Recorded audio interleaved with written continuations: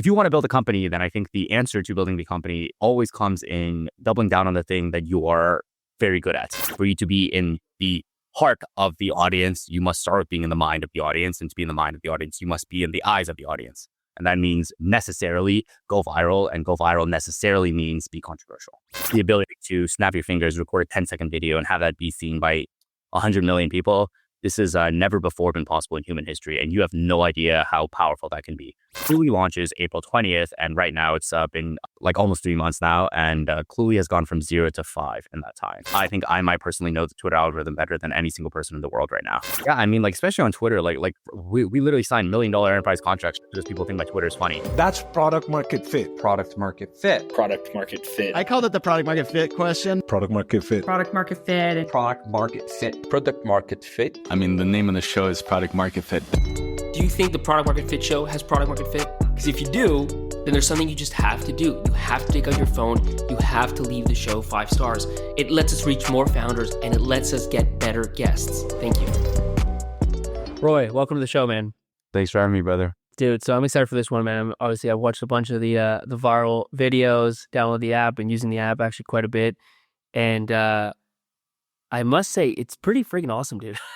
Like, you know what I mean? Like, it's just right there. I mean, obviously, I use OpenAI, I use a bunch of other transcription stuff, but just the fact that it's there, always on. Like, I find even sometimes like with founders, I was talking to the founder earlier today, and he was pitching me a startup, and as he was going, I'm like, you know, what are the right competitors? Like, what about what he just said? You know what I mean? And it's just so contextualized. It's very easy to use. Yeah, 100%. I mean, that's like the whole thing we're building for. We think a contextual, more contextual AI is sort of inevitably the future. Everyone thinks it's some people think it's VR, some people think it's glasses, some people think it's pendants, and I think right now there's so much money to be made in the computer, and right now I think it all starts at the computer. So that's where we're at right now. So look, I mean, you have a great product, but I think what you have even more so is insane distribution. So I want to go through like in very detailed ways how you do that. But first, you also have an insane story. So why don't you do that? Why don't you tell us a bit about how it all started, you know, the stuff that happened with Harvard, the stuff that happened later on, like, yeah. Yeah, sure. Senior year of high school, I get into Harvard early action. Later that year, I get rescinded from Harvard for a suspension that I received for sneaking out of a school field trip. Specifically, I get rescinded because they didn't report the suspension on my application. But that happens, and eventually I spend a year thinking this is fucking like God's gift to me, and he's sending me a message saying that I'm not meant for college. And for a year, I think like, man, did you even want to go? Did you want to go in the first place? Or like self-sabotage? Well, yeah, I mean, I definitely wanted to. Well, I thought I was going to go to Harvard, but if I were not to go to Harvard, then I figured, you know, like at least God is showing me that I could have, and now he's taken away from me so that I could the next 4 years of my life doing something more important. But sort of, I pushed back with my parents a lot about this, and they sort of really wanted me to do the whole college thing. So the sort of the compromise was I would go to California to go to community college here. Eventually try to make my way over to UC Berkeley to make my parents happy, but I'd be in the heart of technology. But I ended up getting into Columbia actually while I was at community college. And then I sort of went to Columbia with the intention of leaving as soon as possible, as soon as I found like a co-founder and a wife. When did you decide that you wanted to, I'm curious about the wife part, when did you decided like you wanted to start a startup and that was the thing you wanted to do? Yeah, probably maybe a tech startup was maybe about 3 years ago. But like a company, man, like as soon as I knew that you could start a company, like I knew that I was going to be starting companies. So like in high school, like even going to Harvard, you knew you wanted to start a company coming out of it? No, like going to like elementary school, like I knew that I was going to be starting companies. Like I was growing up like flipping shoes, drop shipping, doing all like the classic money making things. I didn't make money on software for a while, but as soon as I did, like I realized like, okay, this is the thing to be doing right now. Got it. So you get into Columbia, what happens then? Pretty much the second I land, I'm like looking for a co-founder and a wife. And I'll tell you, there's not many dateable girls at Columbia. It's pretty rough out there. So I didn't have too much success with the wife, but the co-founder. Why the wife piece, by the way? It's not like a normal thing most college students go in looking for. I think people really undervalue, and perhaps this is like one of my bigger takeaways, but in almost all aspects of life, people really undervalue the social element most companies die because I think they get the culture wrong, because it's not fucking fun to work at your startup where you're grinding 13 hours a day with people you don't even like. And in college, you have the unique opportunity to regularly be forced to interact with like 100 people, like thousands of people your age, and every single one of them could potentially be your best friend and the person that you actually want to be building a company with. I think if it is true that if it is true that this is like the most socially lubricated environment that you will ever be in, which it is, then you should take advantage of that to find the two most meaningful relationships that will be in your life, and that is the one with your co-founder, and that is the one with your wife. And other than that, you do not get the opportunity to go to fucking French class and talk to like the pretty girl like sitting 2 rows across. Like that does not exist when you're an adult. That only exists when you're in college, and you have the final few years of your undergraduate life to make that happen. And I think most people really undervalue what it means to be like the benefit of socializing. When your company culture is really social and we really try hard to make it, then ideas flow better, viral ideas flow better. It's funnier. Everyone wants to work harder, and the generally it's just a better, more fulfilling life. All What do this you think to makes say, you? What do you think gave you so much clarity on like the importance of those deep relationships? Because I think most people they get the first part of it, like yeah, college is where you meet a bunch of people. So the goal is to like meet a bunch of people and party and all that other stuff, right? Versus like meet the most important people you'll ever meet. yeah. I mean, I guess my time I spent after I got rescinded from Harvard, I spent a full year just like locked in my room, and I talked to pretty much nobody. And if you ever meet me in person, you will see that I am like probably one of the most extroverted people that you'll ever meet in your life. And this was like mentally draining, and it made me realize like, Jesus Christ, I cannot believe how difficult it is to be lonely and isolated. And since then, I think I really stopped taking things for granted. Stop taking the ability to socialize for granted. Was that on purpose, by the way? You locked yourself away for a year, or just like you felt like your friends were off to college and you weren't? Yeah, exactly. My parents run a college consulting company, so like very ironically, I mean, like you can't let it be known the son of the college consulting company just got kicked out of Harvard. Got it. So you're in there. You're looking for a wife. You're looking for a co-founder. Yep. What happens? I asked about 50 dudes probably, hey, do you want to start a company with me? And 49 of them say no, but one of them says yes, and that person ends up being Neil. Neil and I get together, and even he thinks I'm weird at first. Like I guarantee you, like over 60% of Colombia probably thought I was weird before I got here. Like I would always go out and try to talk to people, and like, yo, you trying to hang out? You trying to get dinner at my place with like a bunch of random strangers? And like nobody would be down, bro. I'm telling you, like look, people in my generation, they're so fucking COVID brained and TikTok brained. They don't know how to interact with real people. And when I bet if this was like the 1980s and it was just like a bunch of white grandpas walking around, like everybody would be down. Like, oh my God, it looks the extroverted Asian kid. And now in Colombia, I'm a fucking weirdo. So, Dude, did COVID really impact? I'm actually curious. Tangent. Did it really impact your generation that much? Because I'm 34. You're what? 24? yeah, 21. 21. Okay, even younger. Yeah. So like, what is the impact of COVID you find in your generation? I mean, you could just tell like people don't know how to fucking socialize, and I feel like Interesting. people don't know how to sit down and do hard, deep, meaningful work, and people don't know how to socialize and talk with each other, and everyone is so fucking like goldfish brain. They have the attention span of maybe like 3 seconds max. Everyone cheats on all their assignments. Ironic coming from me, but like people, Yeah, dude. Cheat on everything, even man. What do you mean? they don't have interest like beyond school. Like, you know, like you or cheat on all your homework and then use the time to do something more meaningful. But instead they just like sit there and scroll, and I'm quite bearish on my generation. You know what's funny though? Like some of those things you're saying, like that they don't think about anything beyond school. Like that's true of my generation too. I think if anything, the only thing that maybe the big difference in COVID is a real difference. The other one is just there's so many more outlays for that. Like you can always waste more time through time. You know, like right now we're in the peak of time wasting, and you probably be able to waste even more time in the future. But maybe that's a big difference. Like you can really scroll through hours. Exactly, bro. The COVID brain is it's a terrible thing.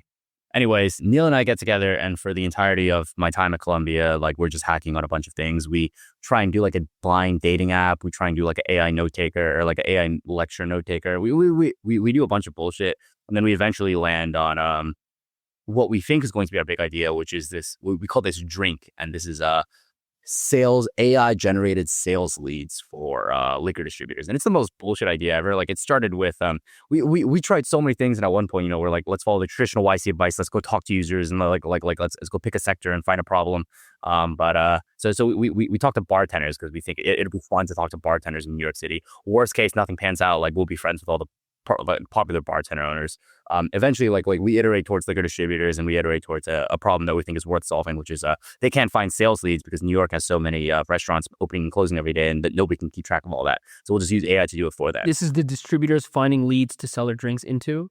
Yeah, exactly. Gotcha. Like Okay. sell find me 10 new restaurants that I might go sell French liquor to.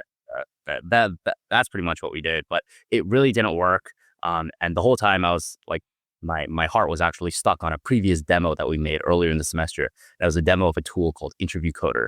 And what Interview Coder was at first it was just like a LinkedIn proof of concept. Like, hey, here's some cool technology that we found that lets you have an invisible screen overlay that could see your screen and give you answers during the middle of an interview without anybody knowing. And that's what we advertised. And all of a sudden, like I don't like we posted a demo. It went pretty viral. Did like 500,000 views. And On Twitter? On LinkedIn. On LinkedIn. Okay, yeah. And at the time, we just kind of put it to the side and thought like, okay, this is way too risky. Let's not do this because it's going to get us both kicked out of school and blacklisted. But then Drink is like not working. Like we bust our ass. And like after the fucking 10th failed sales call, I'm just thinking like, man, I'm shitty at sales. I don't know jack shit about liquor distribution. What's happening, by the way? Like you're just getting like non-interest? Yeah, I mean, like the product doesn't fucking work half the time. Like fucking 80% of the time, the product doesn't work. Like the features are dog shit. Like it's not a real problem that we're solving. It was just lame. I did not enjoy it. So like my heart was already caught onto the viral demo that we made. And I knew in my heart of hearts, if you want to build a company, then I think the answer to building the company always comes in doubling down on the thing that you are very good at. And for me, the things that I'm very good at are extreme tolerance for criticism, and I think a general extremely high appetite for risk, and I think viral sense. And these are like probably my three biggest superpowers. And Interview Coder just aligned with everything that I knew I was good at. I knew that I could record myself using this on a big tech interview. I knew it would go viral, and I knew that I could tolerate all the hate that came from it. Knowing all this, I just say, you know what, fucking Neil, like I don't care if you're going to stop co-founding with me because you think this is crazy. I need to do this Interview Coder thing. So I do exactly that. I record myself using it on Amazon Interview. How much were you driven, by the way, by just the sheer like going viral of it versus like this is $100 million opportunity company side of it? You know what I mean? There's literally like a brain dump on my Twitter, on my Twitter from months ago, where I would post like saying, I know that this is not $8 billion opportunity. For some reason, there was some driving part of me that thought like, man, I need this to go out and I need to show the world that I built this thing. I'm like generally a pretty like, I would consider myself a very insecure person. I'm really, really strongly driven by a desire to prove the world that I am better than they think of me. And every single hate comment I see, like it like propounds, and in my head it just drives me to like I gotta show every single one of these guys wrong. This is always, or this is like after the Harvard thing, or always? Always, but every single time I'm something like the Harvard incident happens, like I'm just like you double down. Yes, exactly. Like they do not know who I am. And dude, what about the virality thing? Like, what were you already going viral on random shit before, or like why did you have such a keen sense of it? I don't know. I think I definitely scroll a lot, but I think even with how I scroll, like I feel like I have a much stronger viral sense than most people. And I can tell pretty quickly when something is going to go viral or has viral components to it. I think it's gotten like way stronger since I've been posting so consistently. I think I might have a better read. And this is like the crazy the most arrogant thing I will ever say is I think I might personally know the Twitter algorithm better than any single person in the world right now. And if there is a superpower that I have, then it would be that. Well, like at the moment, like truly, I think nobody else in the world has this the degree I do. It'd probably be that. So we're gonna dig into that for sure. But maybe let's keep going the story then. So you decide you got to do this interview. Anyway, what does your co-founder end up doing? Does he join or does he leave? For a while he leaves. He thinks that it's not worth like it's too risky of a venture. He can't. He doesn't thrive on hate. You do, so it's kind of an issue. Yeah, exactly. So I'm like, you know, fuck it, I'm just gonna do it, and I pretty much do it. I launch a paid version on February 1st. We launch it, and then in the interim from February 1st to the whole entire month of February, I'm just getting like shat on by Columbia. I'm getting shat on by Amazon. I'm like, at the time, like interviews with coders making like $3K a month. And I'm like, damn, like this is, my parents don't even know that I just got kicked out of school. Like, what the fuck is going on here? Walk me through that whole story. I mean, I know you've shared it elsewhere, but like you know, what's the viral moment when you post you yourself kind of beating a tech interview and on YouTube or whatever? Or what's like, how does it all play out? Yeah, so I record myself, and I am using Interview Coder in a full Amazon interview, and I end up passing the interview with like flying colors. He gives me like a ridiculous LeetCode hard question. I end up passing the interview with flying colors, obviously because I'm cheating. I post it online on YouTube. Amazon takes it down 3 times for copyright strike, whatever the fuck that means. But in the interim, it goes viral every single time, and everyone on Twitter is talking about this, and I end up being like literally the front page of Twitter. An Amazon executive sees this. They send a letter to Columbia saying essentially, you need to expel this kid or we're never going to hire you from your school anymore. And it's like a very thinly veiled threat. Columbia sees the letter. They loop me into a series of weird disciplinary hearings where they make up a bunch of bullshit. Like hypothetically, if the data structures and algorithms class was fully online and remote and on Zoom, and they conducted interviews, would you be able to use this? It's like the most bullshit. Right. They looped me into that, and I ended up getting suspended for a year. But in the meantime, you're like tweeting about all this stuff as it's happening live, right? Yeah. So you're just getting more and more viral. Yeah, exactly. I mean, at a certain point, you're like you're past the point of no return. I think that's something that most people don't realize is like it was way earlier on when I decided, okay, I am fucking like I'm about to get fucked. I need to find a way out. And right now, the only escape route is raising some money from DC and going off fucking up to Silicon Valley. Like truly, when you're blacklisted from big tech and you don't have any meaningful opportunities left at school, and like what else can you do but that? So it was really early on when I decided, all right, I'm just gonna full send this thing. I'm gonna try to bait the Columbia admin to expelling me to make like a bigger scene out of this. And I know it's coming anyways. I might as well just fucking like make a show out of it. And I do that. So you're getting this. Do you get like besides like the thing going viral, people commenting and some people hating and some people being for you? I'm sure. Like, are you getting inbound like literally from VCs about that product, the interview product? Not about the interview coder product, but pretty like when I went out to do my fundraise, like it literally took like 24 hours. I think there was a lot of interest from VCs. Like this is like when the last time someone got kicked out of an Ivy League to try and build a tech company based around the thing that they got kicked out for. Like probably never in human history. So like already I think I have like a pretty unique story. It's like it's at the seed stage, you kind of back based on the founder, and I think you back founders that are spiky, and this is like definitely spiky. So when you get kicked out, what do you do? Like at this point, are you going in all in on interview coder, or how are you thinking? Like you kind of already knew it wasn't a huge opportunity. Like what's the play at that point? Like you've gone as viral as you can off this thing. Yeah. I mean, at this point, we're thinking like we need to pivot interview coder into something bigger, and we have a few vague ideas. Like maybe we can just do interview coder for sales specifically. This is by the way when? This is March this year or March last year? Yeah, this is March this year. Like everything and you've ever heard about Royally has happened in the last 6 months. But yeah, I mean, like we're thinking interview coder, like maybe we'll do interview coder for recruiting and like flip the scripts, or maybe we do interview coder for sales. But in reality, like the more I think about it, the more we realize this is actually probably the correct UX for all AI interaction in the future. Why don't we just capture the biggest market that we can and just fucking like swing as big as possible? We already know that we can go viral because it's what I'm good at. And if we can guarantee get like 100 million views a month on something, then I would prefer to get 100 million views a month on like the way bigger thing. The way bigger thing being like the just directly compete with ChatGPT.com. This is in March. So when do you launch like your current Cluely product? April 20th. So we spent about like 4 weeks heads down building, coding the product. And we literally do the landing page in like 24 hours before launch, and we ship the shittiest version of a product. It literally doesn't even work when we ship it because it forces you to install like this external audio driver, and like that doesn't work. And like it is so bad. It is unusable for the first 3 weeks. But then after 3 weeks, we kind of figured out, okay, we just built like an in-house audio driver that gets installed in the bundle. We figured that out. That helps a lot. And then throughout the time, like we are adding so many things. Like I think one of the biggest benefits of going so viral is now you don't really have to talk to users as much because you can sort of see user data. And the quicker you get to see user data, like I'd rather see 70,000 user data points rather than talk to 7 users. And I think this is, it allows you to iterate in the correct direction way quicker. And when was your seed round before or after launch? It was before. It was like literally during the launch. So you had the virality, and did you go up on Twitter? Or did you hit up how'd you raise your seed? Yeah. So we decided to raise a seed. We scheduled a bunch of calls. But I didn't we scheduled calls for 3 days, Friday, Saturday, Sunday. So sorry, like Wednesday, Thursday, Friday. But I didn't even get to the Friday calls.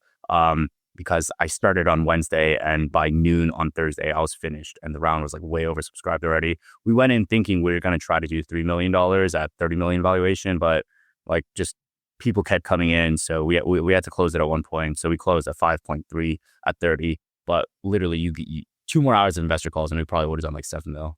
But did you get that by posting on Twitter, or did you get that by going direct to some VCs? Yeah, I had some friends that I made throughout the process, like Corey Leffy from Z Fellows. He introduced me to a lot of investors, and I had like a friend like Adrian Allen, who also is an advisor, and he did a lot of intros for us too. Got it. And then so you keep growing. Like I guess you launched on 420. You said. Yep. Okay. And then you grow for a couple months, and then your A 15 million from A16. That was like a couple weeks ago. Yeah. They as soon as we moved to California and San Francisco and settled down here. Like the partners just kind of visited, swung by, brought some steaks, and then pretty much immediately they asked, "Hey, do you want some more money?" Like, sure, yeah, I'll take some more money. But yeah. So and I think like A16 is like a good name to have, especially for a guy like me. Like you kind of need like the big guys to step in and give me a backing. Yeah. And how fast have you grown? Cluely, it's okay. So Cluely as a company involves Cluely, the product, and Interview Coder is a subsidiary company. Interview Coder launches February 1st, and right now it's like hovering at around 2 million ARR. Cluely launches April 20th, and right now it's been like a little over 2 months. Probably like almost 3 months now, and Cluely has gone from 0 to 5 in that time. That's crazy, man. It's like I think it's not unheard of in the era of AI, but it's pretty quick. Yeah. No, but in the era of the world, it's still unheard. You know what I mean? It's just like crazy shit has happened the last year. All right, man. So let's go really deep on the viral piece of it all. Like maybe we can start at a high level, but I wouldn't mind going through like some of the key moments. You know what I mean? But maybe at a high level, I mean, you made a comment like you understand the Twitter algorithm better than anybody else. So maybe you can expand on that as a starting point. Yeah, I mean, I think I've always had like much stronger viral sense or like much stronger attunement with short form algorithms, content algorithms, just because like I'm like Gen Z. I've spent my entire life scrolling fucking Instagram and TikTok reels, and most people do not like when your brain is so plastic. Like most people are not watching fucking Niga Higa Smosh. Like most people are like fucking 18 when they're doing that. At least like right now the current decision makers of tech Twitter and everything like they're a little bit older and they're not as content brained as I am. So I come into Twitter with this content brain. Immediately I think like, man, this place is like fucking slow and stupid and posting funny, interesting shit. Why does it not look more like my Instagram Reels page? Because the Instagram Reels page is like literally 100 times more controversial and crazy than anything you will ever see on Twitter. And it felt like the most PC, like toned down. Like I knew I can sort of like cause a ruckus here if I just apply my learnings from Instagram, TikTok to here. That's pretty much exactly what I did. Like the launch video was sort of what's like the craziest thing we could post that would have gone sort of viral on Reels, but obviously like Twitter's not caught on, and that's what we landed on. And ever since then, I've like probably done like 3,000 tweets, and now at this point, I can sort of like tell within like plus minus 25% exactly how many impressions every single tweet I post will do. Generally, I think with Twitter virality, there's 3 buckets of virality. Informational content goes viral, relatable content goes viral, and engageable content goes viral. And I will niche down and I'll specify on all 3. So first, informational content. This is when Slate 11 Labs does a launch, and it's like pretty interesting. It's like or DD DOS makes a post, and it's like a news report on like, oh wow, the latest model benchmark, blah blah. It's like genuinely interesting. It's like tech news that will go viral, but it's very hard to spontaneously just make something like that happen unless you yourself are a research lab and have a launch. The only way you can rely on informational virality to go viral is if you genuinely have useful or interesting information to go around. Then there's relatable virality, and relatable virality is like shit posts or like posting like shipping a prod on a Friday at 5 p.m. It's like these are almost not converting at all. Like for you to be relatable with so many people, you need to cast like the widest net possible. It has to be possible. Like there's no actual like conversion funnel there. But the last thing here, and I think this is actually the broadest category, is the category of engageability. And I think like every single tweet you make with the intention of going viral, imagine someone quote posted your tweet because they have such a strong opinion about it. They quote post your video, or your product, or your tweet or anything. What can you see in your head? Can you visualize very clearly exactly what strong opinion they will have? If you cannot envision that, then your tweet will not go viral. And this is the reason why controversial things do so well, because very, very rarely will you quote post something and say, man, I really love this. In fact, almost always you'll quote post something and say, like, I feel so strongly negative about this. I have to share the world my negative opinion. I have to shut this down. And that is what feeds engagement. And like generally, you can make things more controversial, but things don't have to be controversial to be engageable. For example, the whole 50 interns thing. I mean, this is like more rather than controversial. It's like shocking, and you can like arbitrarily give things shock value or like engageability, and like the way that you word things, you can make things more engageable. And I also think engageability, like sort of the two tenets of engageability are, I feel like most people on Twitter will make these tweets and nobody can fucking understand what you're talking about. It's like this 200-word essay on like blockchain, crypto, whatever the fuck. Like, bro, I don't know. I don't understand. Like it has to be understandable. Like the average person, average American is so much fucking stupider than you think. Like you have to, if a farmer from Kansas picked this up in the daily newspaper, would he be able to read your tweet and understand exactly what the fuck you're talking about? 99% of the time, it's no. And if you cannot market to 100 million people, then you cannot get a view. Then you cannot have a tweet that's viewed by 1 million people. That's just the way the algorithm is. And then the second thing is, it's just, like you have to have that natural component of someone will engage with this. So let's talk about this engageability. Like, how much do you spend time crafting a post, and do you worry about the start of it? Because you think about like YouTube, right, and how much that intro matters, or even like I post along LinkedIn, like you got to click see more, so that means like your first line's got to make them stop. Like, how do you think about all that versus? I mean, controversial is fine as an idea, but then how do you put it into practice? Yeah, I'd say like 10% of like the way my flow goes for videos and everything is I spend like the first like entirety of the thing is like 100% of time. I spend 10% of time thinking about exactly what I'm going to post. This is like, okay, I got it. I'm going to make a video about like 50 interns. And I spend literally 90% of time mulling over in my head, like, how can I make this more engageable with a person? Generally, if you have something to post, you can like convey this idea in probably like 1 or 2 sentences.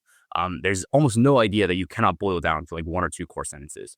And after that, like the only things you add, you should add for the sake of like someone might engage with this. Let's add this scene here and add an extra 2 seconds, but it increases the odds very highly that someone will engage. And I think this is low-key a sense that you have to train. Generally, though, I think that everything in the world has the ability to go viral. Like everything in the world has viral potential. Just most people don't have viral sense to funnel that. Yeah, maybe walk me through, like, maybe it's top of mind, but like think about whether it's a new launch or a new feature that you're putting out, right, to make it really concrete, and how you might think about like. I'll give you a sneak peek of like probably the next launch video coming out. So we're doing like Cluey for sales, and this is gonna be a launch video for like Cluey works for sales calls, and the whole thing like if you actually do an actual sales call and like a genuine demo of the product, then nobody's gonna fucking watch your thing. Because A, it's not interesting, and like B, it's unless it's super informational and you just have like the most crazy fucking product experience ever, and like nobody's gonna be super interested in that. So how's a way that you can convey the message that you can get real-time AI assistance in a call? That's what I want to convey. And like that's like the first 10%. I want to make a video that conveys the idea that real-time AI in a call will help you make a sale. And then after that, like I think about the craziest video ideas. Like what is the craziest thing that you might have seen? Like a drug deal, right? Like that would be fucking crazy if I was selling drugs. What's something else that's like pretty relatable and crazy? Like I think we have a lot of like Asian audience. Like tech is fucking all Asian, so might as well like. Well, what if I'm selling drugs like this Chinese mafia boss? And then that becomes a script, and we flesh this out. So now the next launch video you'll see is me dealing drugs. You think I'm selling cocaine to a Chinese mafia boss, but in the end, it turns out I'm actually selling software. And here you will see there are literally like 6 points at which there's like a twist or there's like something interesting that makes people engage. And the entire video like is snippets of Cluey in action, but more so than that, like 80% of the content of the video is literally just going to be like random shit for people to engage with. And if you look at it through that lens, you will see like how much work we put in to make it engageable. Yeah, how much do you spend on a video like that? How much time does it take to make? We're really trying to, well, like right now, post-production takes way longer than anything else. It probably takes like a week or 2 to edit the entire thing.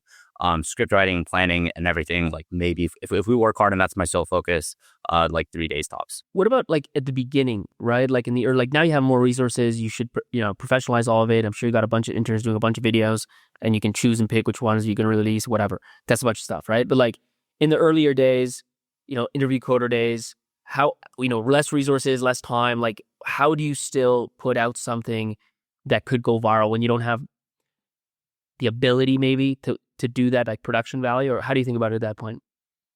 I'll say the first launch of anyone's, like anytime you launch something, there will be an informational component to your launch. And you can guarantee that your launch video will probably go more viral than any of your feature demos because it's like something novel, it's something interesting. There's information being spread. Oh, here's a new product that's being put out. So you can guarantee that you will get some impressions on your launch video as long as it's not like a complete dog shit video. And for me, what that was the, hey, Columbia just kicked me out for building this tool. And that first thing, it got pretty significant traction. It did quite well. How viral are we talking about, like these videos? I think it did like a little under 2 million impressions. The long thread I made about that, and that was like great. Not so good for me right now, but like at the time it was super great for me. And then after that, I think what everybody drops the ball in is doubling down on the momentum. And if you cannot like keep doubling down, like see where people are engaging. Like this is why I say like it's important to see what the quote post says, because the quote post is what you will respond to. And now every single post of yours for like the next, The quote post is what? Somebody else taking your thing and saying whatever they think about it? for example, someone will take a screenshot of that and say like crazy how this kid is speedrunning, ruining his life. And then for the next these five posts I make, I'll like directly reference how I'm ruining my life or something, like my life is not ruined or like my life is ruined. And it'll just give more people to engage with, more things. It will give people more things to engage with. And I think most people will make the one launch video, and even if it does go super well, they'll be like, fantastic, we had a viral launch video. Now let's get back to building. What the fuck? What are you talking about? You have the most hottest algo poll in the world right now. Everybody's hubbed mind. They're thinking about your product, and you're going to spend this time not fucking doubling down on the potential distribution gold line you have. And instead, you're going to like fuck off the like what are you possibly talking about? The benefit of a launch is that it gives you the right to try again and try to go viral again. And if you can go viral enough times, then like bro, like you will like end up like Cluey. Well, I don't think most, I mean, the vast majority of founders just don't think about the power of virality. The other question I have though is, do they have to, like, you have now become this controversial figure and you like it and you thrive in that, you know what I mean? Like, could you really get this kind of reach if you don't want that? Or it's kind of like, either want to be like this or it's just not worth it because you're not going to get. You can't, it's impossible. Yeah, that's what I thought. At the end of the line, if you are a big creator who's actually relevant, you are only big because, like truly at the end of the line, 50% of people in the world love you and 50% of the people in the world hate you. And you see this like probably most prominently with the American political parties. I mean, like there's a reason why elections are so close every year and why the American president has more power than anybody else in the world. Like opinions are so divided, and it has to be the case for you to be relevant. For you to be in the heart of the audience, you must start with being in the mind of the audience, and to be in the mind of the audience, you must be in the eyes of the audience. And that means necessarily go viral, and go viral necessarily means be controversial. And then what about video versus text? Like, is it all video nowadays, or are you still thinking about text in the same like viral way? Oh, you're such a selfish person. I actually can't believe how selfish you are, because like you've been listening to the show, you listened to this episode, you loved it, you've listened to a bunch of other episodes, and you haven't told anyone about it. You haven't told any of the many founder friends that you have about it. Think about how many founders have helped you out when you're building your startup. So don't be selfish. Tell your friends about this episode, tell them about the show, and help me help them. Text doesn't really convert. It doesn't do that well. Like it's just maybe you can. The only reason for me right now to make a text Twitter post is to keep my algo pull alive. But at this point, I have enough of a following that you can essentially eliminate the variance of this deserved to go viral, but it didn't go viral. Now for me, like I have enough of a base that's just like not true. If I ever post a video that deserves to go viral, then it will go viral. And because I have sufficiently strong viral sense, every single video I post like will go viral. And then like after that, the only point of text like text tweets are to keep yourself alive in the eyes of the audience and keep your algo pull alive. But at this point, it's like, what is tell me more about algo pull, because is that a real thing? Like my understanding was if the content's great, the content's great. You know what I mean? Like it should, be content by content. Is that not the case?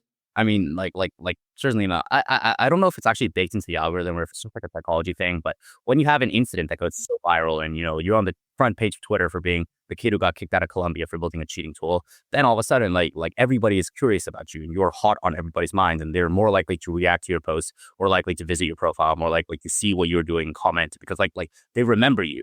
And the consumer brain forgets things very quickly. Like I'd say maybe 40 hours for any hyper viral moment to lose its relevance.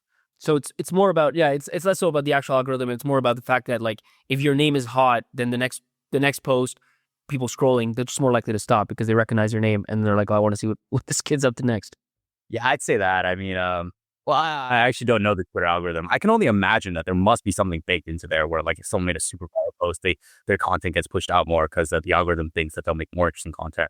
But yeah, I have no fun clue. I'm not like a ML engineer at X. You have to ask. You see. Walk me through the other video. Obviously, your classic launch video, cheat on everything. Like, walk me through all the thinking around that. Like, you had Cluely as the product, the idea. How do you decide to go with that tagline? How do you decide to go with that scene? Yeah, I mean, like people don't know this, but like I'm really, even at the point of Cluely, I'm still riding the initial momentum of Interview Coder. Like that first post going viral.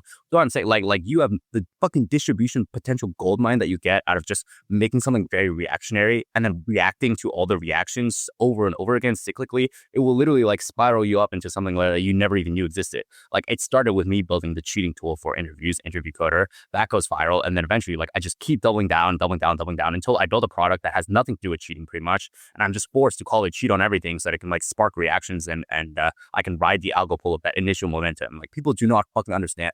I feel like nobody on Twitter gets how important it is to keep the momentum alive of the algorithm. Like if you keep riding that boat, like the boat will go so much farther than you think, because like everyone will have a unique reaction. Like everyone will put their own blend on what they think it is you're doing. Like I see a few viral threads about calling me Mark Zuckerberg or something, so I immediately make the Series A video, like the fundraise announcement. I make a social network shot for shot remake because I'm just reacting to the things that are said about me. And you can just keep doing this into infinity. But I guess the actual launch video, I mean, we sort of knew that we wanted to swing really big with this next one. And we were in this mindset that like, all right, what's the craziest thing that we can do? I know for certain that I want to make the next thing go viral. And it seems like friend.com sort of showed everyone the playbook. You spend a bunch of money on a launch video, make it look really nice and cinematic, give it a Black Mirror spin, and people will go fucking crazy. Like, what the fuck is this Black Mirror bullshit? And we don't even have to like show the product at all. Like, we just have to show the idea of the product, which is AI and conversations. So like real time AI that nobody knows you're using. So that's sort of the idea that we got across. Like, how can we do this in the most visual and crazy way? And obviously, the most crazy like social contract that you don't want to be broken is like a fucking date. And obviously, we're trying to go viral in text, so the date has to be with a pretty Asian girl. And I think something funny would be to like, again, ride on the momentum of the Interview Coder thing would be to once again point out how young I am and like how I'm like pretty much fresh out of college. Like always harken back to that. So like everything here is like a combination of riding on my initial hype and also like making it engageable. I work at Bananazon. It's a direct reference to Amazon, like the company that I got kicked out of. We're on a date, and I know the art thing was like the art conversation was probably the only piece of that wasn't like intentionally designed to like react to something. But if you go back and watch all the shots, you like every single shot is screenshotable. Like you can imagine someone would quote post with a screenshot and say something. Like there's always an Easter egg in every single one of the Cluely clips. Even at the end, there's like a whole like, oh, sorry, I got to go to an anime convention with my boys. Like it's like an Asian thing. We know that people will react. In fact, my one regret, I probably should have been more specific and talked about a trending anime. That would have been more engageable. Like generally, you're Asian, you're in tech, you know what anime is, you will engage. I do think like the one way you think about it is so different is I think most founders are like almost too literal with this stuff. Like they want to sell, like the whole product is like sell, right? Like here's the product, how do we sell it? And you're just like, how do we just go viral, right? Like you actually look at your video, like you said, I mean, the product isn't even really there and everything you're showing doesn't even exist. And yet it really doesn't matter. Yeah, exactly. I think sales is about a lot more than just like being a little salesperson hopping on a call and discussing how your product out. Like there's so, especially with the consumer, like the consumer is so fickle, and you can go from being the coolest thing in the world to being like the lamest thing in the world overnight. And if you want to truly sell a consumer product, you have to be cool. And I think it like takes a lot. It takes a lot of knowledge. It takes a lot of like consistent virality, and you cannot ever be cool just by shilling your product. Nobody wants to watch an ad ever. So you need to like consistently get a lot of engagement without people feeling like I'm watching an ad. And I think this will be sort of like the future of marketing. You think this works for B2B or really just mainly B2C? Yeah, I mean, like, especially on Twitter, like we literally sign $1 million enterprise contracts because people think my Twitter is funny. Pretty obvious that like, it's not just 18-year-old Gen Z that are on short form now. Like now, literally everybody in the world is on short form. I think this is like something that's just like the world, like the corporate world is not caught on to the fact that literally everybody is on short form. The CEO of every single Fortune 500 company is scrolling through fucking like Twitter, LinkedIn, like Instagram, like everybody scrolls. And if that's the case, the mastery of the short form algorithm is a mastery over human attention. And like wars have been fought over this shit. I think the point is like you want people to know you and have a point of view. And like the ones that don't like you won't buy, and that's fine. But at least there are some that do like you and they'll buy. The worst thing is like they don't know you or they're indifferent about you, in which case they're nothing. They're basically zeros, neutral, which is useless. It's true, yeah. The other question I had is you talk a lot about Twitter. What about like LinkedIn? What about, YouTube Shorts? What about Instagram Reels? Like what else is working? Yeah, probably Instagram and TikTok are other two big levers. Like we're on LinkedIn, we post, but I don't consider it like a huge driver of growth or anything. Like everything on LinkedIn is probably downstream of my Twitter, and like LinkedIn is like a fake social media. But IG, TikTok, we do quite well. I think we're averaging somewhere around 80 million views a month on there. And the way we do that, like there's like 3 tried and proven things in short form, and that is UGC content, influencer marketing, and clippers. So we have about probably 400 clippers. We send them a content repository of every single podcast I've been on, including this one, and they will just take interesting clips from that and clip it up.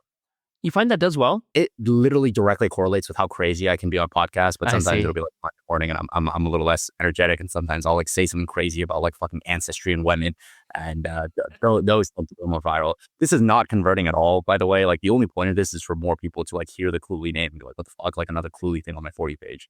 UGC is probably our most converting. You can like literally just like make up a hilarious, make up some crazy fucking hook, like something that would guarantee go viral. Like imagine I'm fucking Bank of America and like I'm releasing like I don't know, like QuickBooks or like I don't know, like the trick, like the key here. You can make a video. It's like, here's how to have sex with 100 freshmen.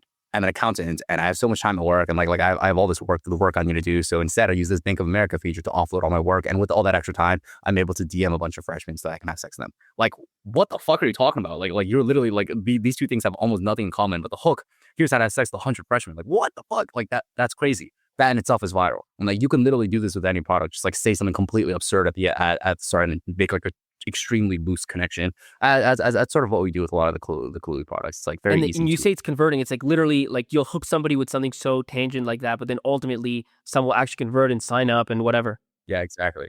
And at that point, like it's literally funnier the more you go and talk about the features of the products. It's like, this is so like I can't believe a company's doing this. It's everything about it is viral. You think like one of the kind of the negative takes or whatever would be like, this is like, you can only be hot for so long. Do you know what I mean? Like if you push it like this, like at some point people will be like, oh, Cluely, yeah, like they just say crazy shit. I ignore them. Like, is that at all? I mean, your experience is not that, but how do you think about that? Can you just keep this going forever? Just keep going viral? Look at Mr. Beast, Jake Paul, Logan Paul. There's always like more things that you can make, more interesting things. Like the only time where this expires is if we keep doing the exact same shit. I really don't think Cluely says like crazy shit. For example, like I think the whole 50 interns thing, that's like it's a very novel concept. And if any company in the world did this, including Cluely, like I think it would independently have gone viral. Like, wow, that's a very crazy experiment that you're trying. There's so many crazy experiments that we can try. And like, even if Cluely is like, Cluely's the crazy company, still, if we do something that is like genuinely pushing the envelope, you have no choice but to react. For example, like the fundraise announcement, like everybody knows Cluely is like the guys who do crazy things, but still like, damn, really like a movie trailer for a fundraise announcement? That's like, it's like crazy. Like you're comparing yourself to Mark Zuckerberg. It's like, as long as you keep doing interesting things, people will not care that you're the guy who does interesting things. They will just see the interesting things and be interested. That makes sense. The other thing I wanted to ask about, I saw this post like on the UGC thing. How are you setting that? Well, actually, 2 questions. Maybe first, just on the intern thing. Are you really hiring 50 interns, or is that just like a catch line and then you'll figure it out? Like how? It depends on what you determine to be an intern. If you think someone who is a creator who makes content for us part-time, gets paid for making content, and the content directly converts into like is like marketing expense, then yeah, we probably have over like 500 interns.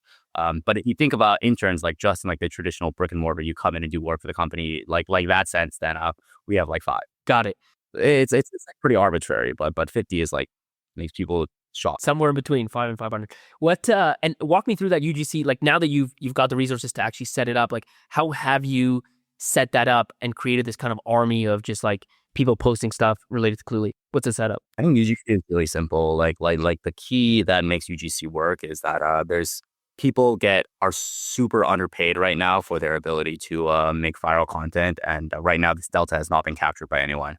So when you hit someone up and say, hey, are you interested in a paid content opportunity? And they're regularly making content, almost every single one of them will say yes, because they've never been paid for content before, even if they have like fucking 100,000 followers. So yeah, this is true up to what? Because obviously like the power law, the one with 20 million followers making real money, but like there's basically this long tail you're saying? I'd say 100K. Yeah. So if you can find someone with like 20K followers and a couple of their videos have been going viral, just as, hey, paid content opportunity, you're interested in, all you have to do is make a fresh account, just post like Cluely related content. Here's like a short brief. And then you sort of just give them creative freedom. You fire them if they do poorly, and you just pay them per video with view bonuses. Then they will rip for you. That's it. So you don't actually have to do anything. Like they decide, and then they're just judged by the outcome. Like there's like a lot of operational things that we do. We like payroll for 60 people where half of them are like coming in and out every single week. Like that's very hard to manage. We go through every video, and we have in-house like content coaches that will like look at the videos and determine this is a video. Yeah, like you need to improve, like try and talk this way, try and look at the camera this way. This is more viral, things like that. When we see that a video is working and we like track all this, when we see that a video is working, then we will distribute it to all the other creators and say, hey, you guys all have to make this style of video now, because it's obviously working. Let's double down on this format. And there's a lot of like operational stuff that goes on behind the scenes. And then how much of your time, like your brain energy, is devoted to just like new ideas that are going to go viral versus, running a business that you have now, 5 million ARR and so on? I'd say probably like 20% of my headspace is devoted to the whole marketing, go-to-market side of things. But now at this point, we have like an in-house film studio, and sort of the only thing I need to do is say, hey, I think we need to do this sort of launch video. This sort of thing will go viral. And then I pass it off to a script writer, and he writes the script, and then he passes it off to a runner who will go out and get all the props necessary, make the scene. And he will work with our director of photography. They'll make the shot, and they'll pass it off to our editor. We'll edit the whole thing in-house, and the whole operation takes like maybe 2 weeks. On the product side, the other thing I want to dive into, because this is something we hear about a lot, like these 0 to 100 million ARR, how much of this is ARR versus somebody trying it out, paying for a month, churning out? Like I'm sure churn is high just because you're casting such a wide net, and a lot of people probably try it out and then churn out. But how do you think about retention in your product, and what does that look like? Yeah, I mean, we're definitely working on retention a lot more. This is like probably the make or break for us right now. There's retention is quite good for people who can actually get to the meetings quicker. There's a lot of people who like Granola has not captured the entire market of a meeting note taker that does not join the meeting, and just like an all-in desktop meeting note taker. And there's so much left in the market to capture there. So retention, like we know that post-call meeting note takers are like these are good. Granola's good.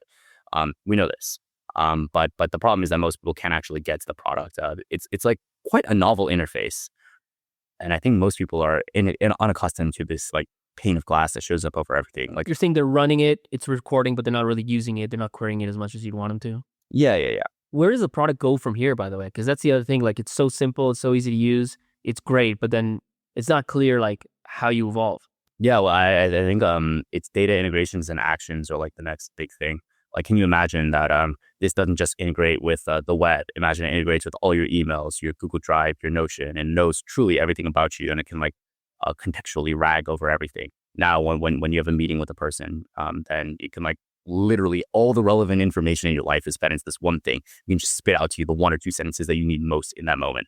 That's crazy. Imagine for enterprise, we integrate with your Salesforce, your HubSpot, your every single CRM, every single database of customer case study that you've ever done. Now you're in a call. Now you can bring up exactly the most relevant case studies, exactly the most relevant consumers. Like that's like insane value add. It's never been done before. And I think the next step after data integrations is like action. So like suppose you can just tell Clue to do something. You'll be able to like click around on your computer and do things. Like this is like that would be the biggest jump. And like from then on, it literally just replaces your computer.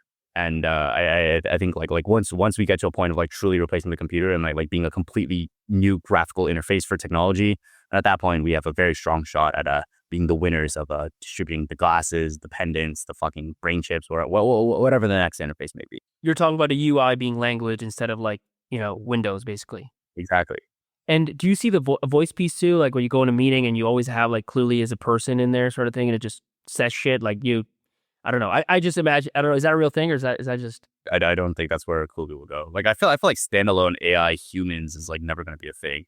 I think Why is that? I feel like every conversation is not driven by like the context, bro. Like I feel like this is a human conversation that we are having, and even if an AI was here, like maybe it'd be able to give you information, but it wouldn't be able to like. I feel like there's a very human component to all conversations that AI just misses and will always miss. Yeah, I could see that. You know where I like I'm thinking about it like in a conversation like you have these team meetings and like you said, it knows all your Salesforce, knows all your shit. So you're talking and you're like, yo, how much is what I mean? Like you need facts. Like, oh, how much should we invest? This happens for us, for example. Like, how much should we invest in this startup? And then somebody goes and looks it up. I mean, obviously Cluely could just put it by text, but theoretically a Cluely agent could just be like, yo, you invested $2 million. You know what I mean? Like whatever it is. But is that just like, this is not like you think text is more to the stronger place? Oh yeah, I mean, I think generally AI should be like augmenting humans, and like clearly, hopefully, it will like augment humans with AI more so than it will like replace them.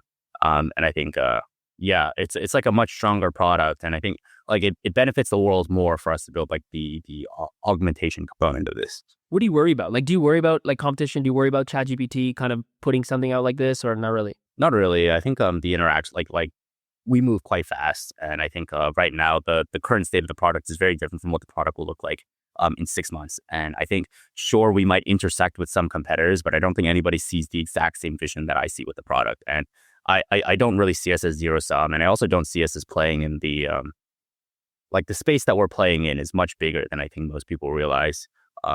And if you claim like if we're thinking about this as like we're thinking about the market as being as big as we truly think it is, then right now the current state is like just like a drop in the bucket. And we can also argue, hey, Cursor is competing with us because Cursor is also trying to do like an AI that can agentically take actions for you. What the fuck? You're not competing with Cursor.